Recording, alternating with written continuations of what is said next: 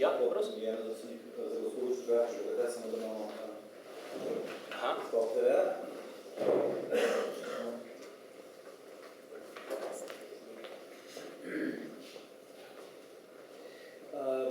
Zdaj to sodelovanje, o katerem govorite, o tem med cerkvijo in znanostjo, je mogoče med laiki, zvenijo navadno, čeprav zgodovina kaže, da je v teh sodelovanj veliko. Kaj se lahko obetamo v prihodnosti v tem odnosu znanosti in cerkve, predvsem na sodobnem dialogu, kako se lote teh vprašanj? Ali je delimo genetika, ki jo omenja način varovanja okolja ali škodovanja okolja, do tega debate? Ali je omejevanje porabe lahko vedno pozitivno ali ne? Torej, kje vprašanje so morda še odprte med znanost in cerkvijo, ko se mora ta soočiti vprašanje, kje lahko to cerkev pomaga znanost? No, dejansko mogoče prvi del vprašanja, jaz sem prepričana, da ko je papež pisal tole, je tesno sodeloval v znanosti, vse to vemo, ker tukaj so stvari povedane seveda na poljuden način, na način, ki se da pritiče tudi cerkvi, vendar to je plod sodelovanja znanosti in mislim, da je to izjemno pomemben korak, ker znanost, rešitve na probleme, na katere znanost opozarja, brez sodelovanja najširše civilne družbe ne bo. In seveda cerkev je tako pomemben del te civilne družbe, seveda, da si tudi znanost od tega obeta. Obeta tisti od spodaj na vzgor, stanje ozaveščenja sodišča, ki bo seveda v končni fazi predstavljala utemeljen pritisk na odločevalce, ali pa politiko, če hočete. Dejansko to je pričakovanje, da za večje ozaveščenje, so ljudje znajo artikulirati tiste zahteve po drugačnem načinu, pa lahko govorimo zdaj o genetsko spremenjenih organizmih, lahko govorimo o energijski učinkovitosti ali pa ne nazadnje o gospodarskem modelu, ki je tudi zgrešen. Prej sem govorila o nenehni rasti, ki ne gre. Tako da jaz mislim, da je to lahko temelj za neko organizacijo najširše civilne družbe, ki lahko kasneje pristopi tudi, ne govorimo samo o cerkvi, govorimo pravzaprav o celotni družbi. Jaz upam, da je to pravi trenutek, da se vsi zavemo, ker končen kontov smo znanstveniki, pa novinarji, popoldne smo pa vsi civilna družba. Koliko smo aktivni takrat? Ker stvari se bodo premaknile, ko bomo aktivni kot volivci, če hočete, kot zaposleni ali pa kot brezposelni. Ker enostavno tako kot do zdaj ne čaka, da bo prišla neka rešitev od politike, jo ne bo. Če pa bo, pa si upam skoraj trditi, da vtegne biti kratkoročna ali pa mogoče celo napačna. Ne, to si obetam. Mogoče bi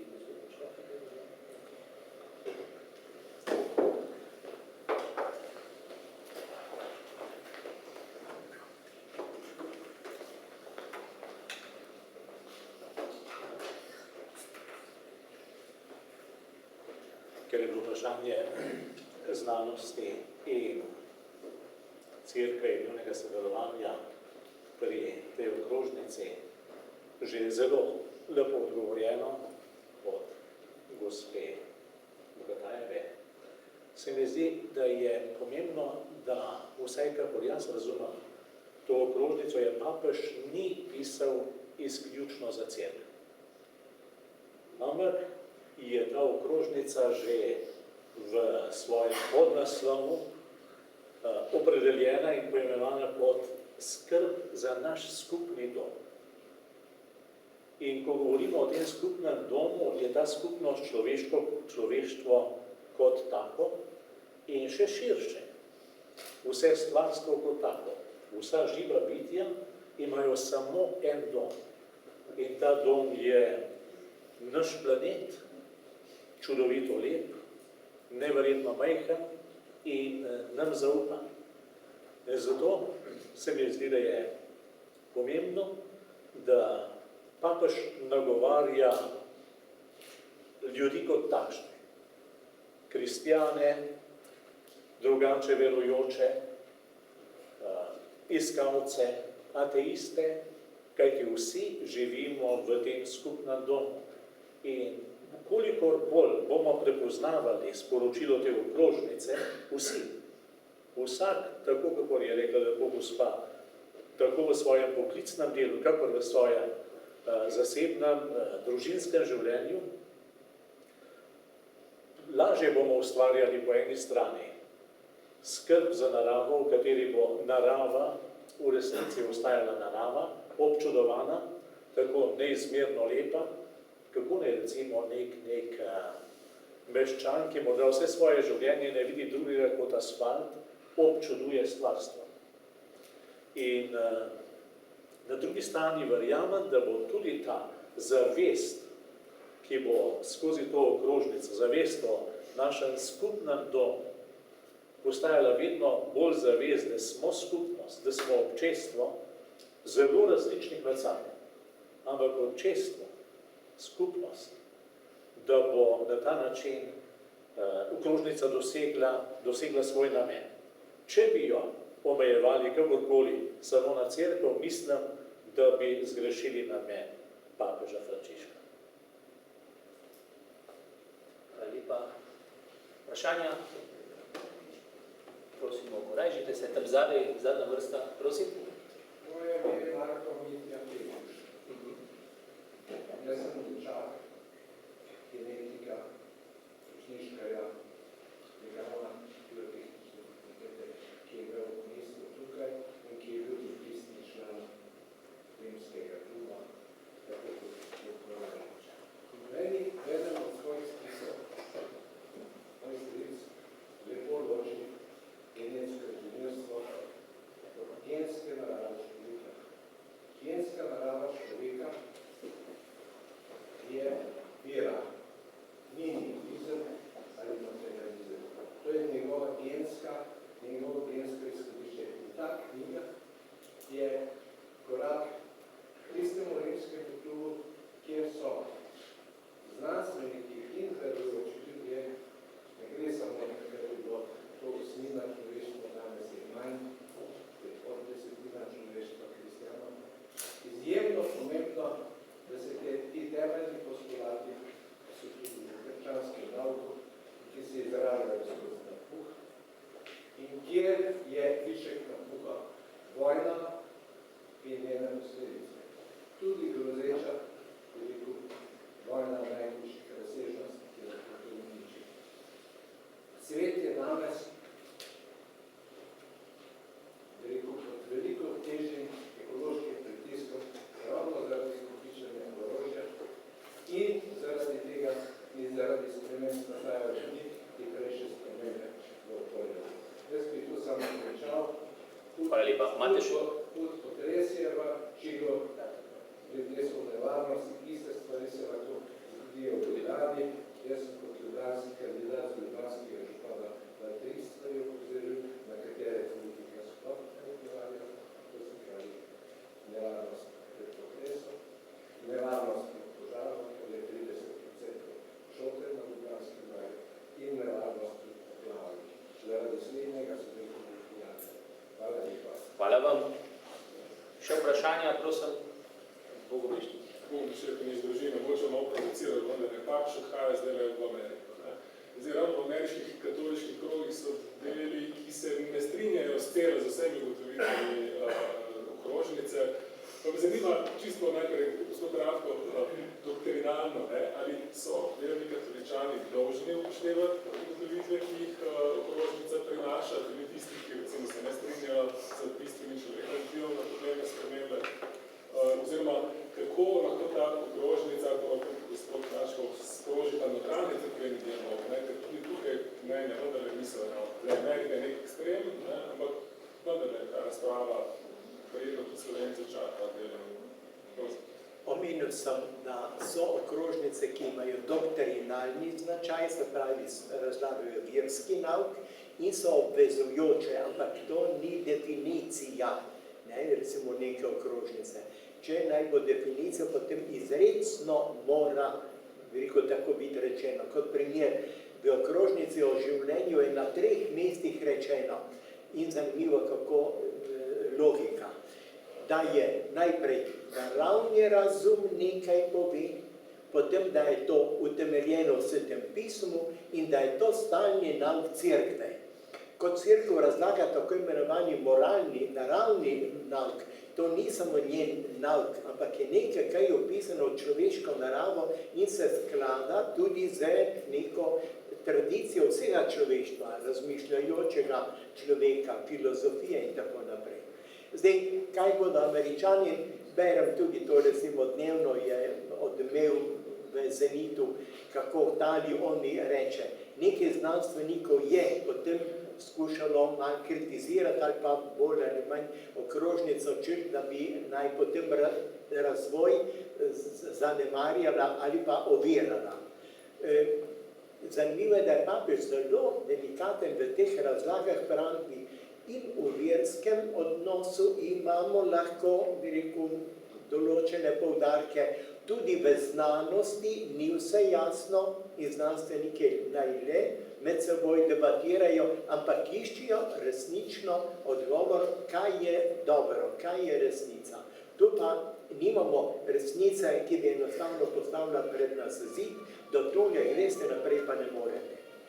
Tisto, kar moramo delati, je varovanje človeškega življenja. To je absolutno. In tu je, recimo, mislim, če ponovim eno misel, mislim, da sem tudi že tule, kdaj je rekel, pri sprejemanju prve slovenske ustave je bil tisti uvod prolegomena o svetosti življenja. Svetost življenja, ne svetost, ampak svetost življenja. Svetost življenja, ki so ga nekateri tako razumeli, jaz bom čuval to drevo, to živalce in tako naprej. 57. člen pa govori, da je človek prost, svoboden v odločanju o življenju novega nastajajočega bitja. Tu ni nobene logike, ni nobene doslednosti. Eno stvar bom imel kot svetost, drugo pa ne. Mislim, tu pa prihajamo ljudje, pa naj bo verni ali ne verujoči, lahko do hudih konfliktov, če tudi ekološki okrožnici damo samo enostranski poudarek. Torej, kaj bodo Američani, se bodo že kaj dogovorili, tudi povedali, morda nekateri želijo biti nekako provokativni, tudi nobenega doma, Američani so prosti, tudi v tem morda bolj še svobodni, kot smo Evropejci. No, ne bodo se takrat utegnili pogovoriti. Bo tako, kot je Načkov rekel, ali se je kje s papežem pogovarjal, pa si omenil, ja, 10 sekund, da so se pozdravila, to ni noben dogovor. Se pravi, no, tu jaz mislim, da je to vprašanje za prihodnost. Bo lahko papež še i krožnic izdal o tem vprašanju, mi pa tudi razmišljali o vseh teh zadevah. Hvala lepa za še vprašanja. Sin Bošnikov, urednik revije Vzgoja. Velika vzgoja, mogoče ni boš nič rečena, pa bi bil rad pri nekaj podatkov, kaj pa to lahko pomeni tudi za našo slovensko šolo. Ena takšna enklička okrožnica. Vse pravzaprav, vseh svojega vidika. Če ima to, kakšno misel z vzgojnega vidika in šolskega, kot neko obvezo in potrebo. Mislim, da imamo vsi mnenje o tem. Se ravno za to gre, ne?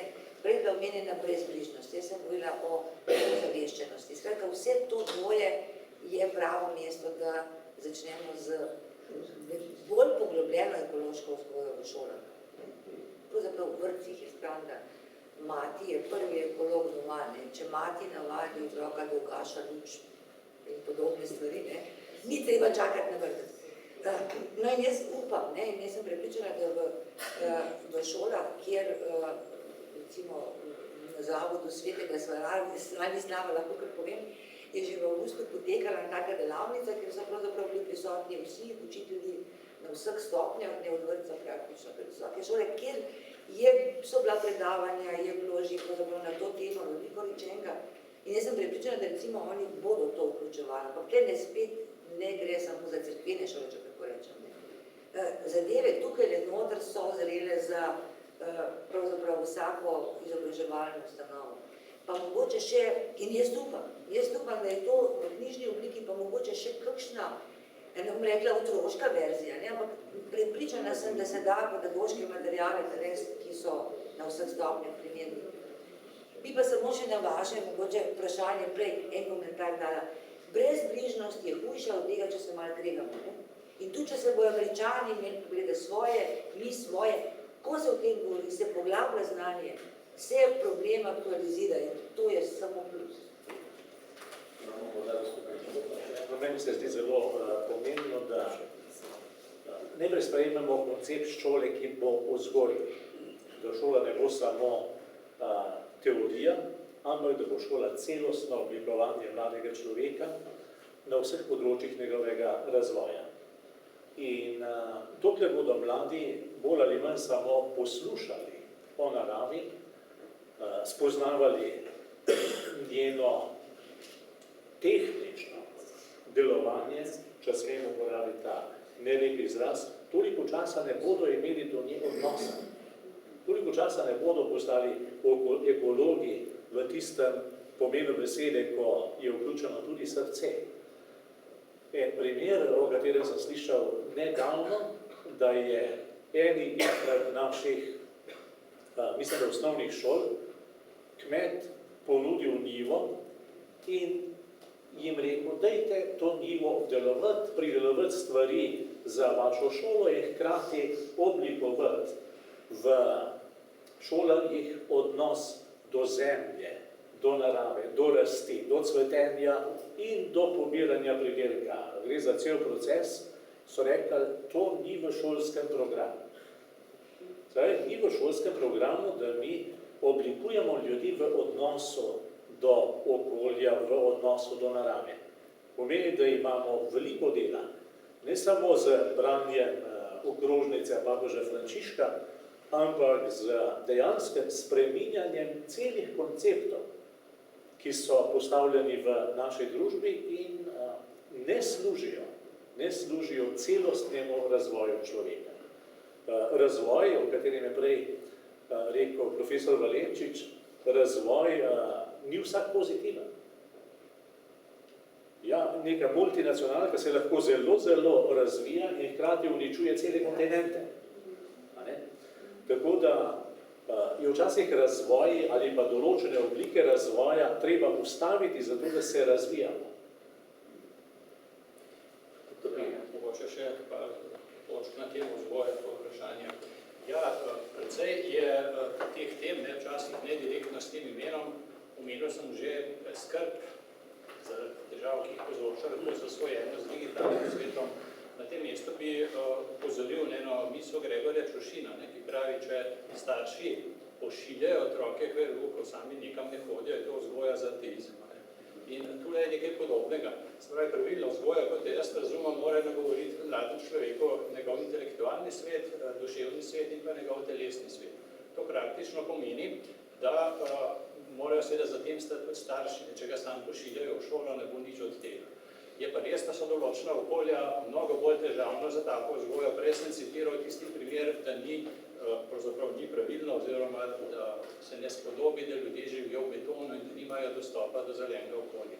Spravi, urbani svet, v katerem pospešeno živimo, več kot polovica ljudi na zemlji živijo v urbanih okoljih, ima lahko težave tudi z vidika vzgoje, ker manjka ta naravoslovni del trikotnika, o katerem smo govorili, telo, duša, duh. Da je veliko odprtih vprašanj in tudi na področju vzgoje se da marsikaj povedati. Mogoče še prej na tisto temo vprašanja znanosti, ko se da tudi ena misel, mislim, da je v odstavku 199, ko pravi, da ni mogoče pričakovati, da bo empirična znanost odgovorila na vsa vprašanja v zvezi z življenjem. In jih tudi nedoločenih si ne more lastiti. Občudovanje, to ni znanstveni pojem, stremljenje tudi ne. Intrinsična vrednost biti sama na sebi, niso nujno znanstveni pojmi, niti ne nujno vezani samo na krščanstvo. Zato lahko ta enciklika ne govori vsakogar, ki je odprt za to, da se nauči nekaj novega. Imamo vprašanje v zadnji vrsti? Replika glede na naš šolski sistem, pa na polnivo, ste jo izpostavili. Sem danesija iz gimnazije Vršlečnika, biologinja, znanstveno sem bila nekaj časa vključena v raziskovanje na univerzi. Bi rekla tole direktno iz prakse. Skupina za okoljsko vzgojo, v kateri sem bila članica, je bila razpuščena na Zavodu za šolstvo, kolegica se je upokojila, nihče ni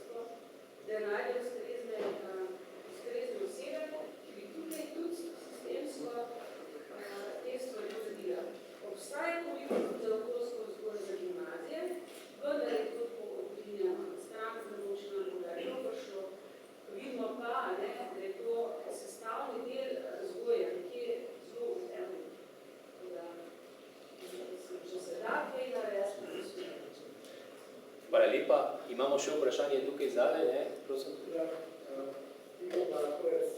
Dajte, že prva govornica predstavljena, da sem bil zelo pogubna potem za Papeža,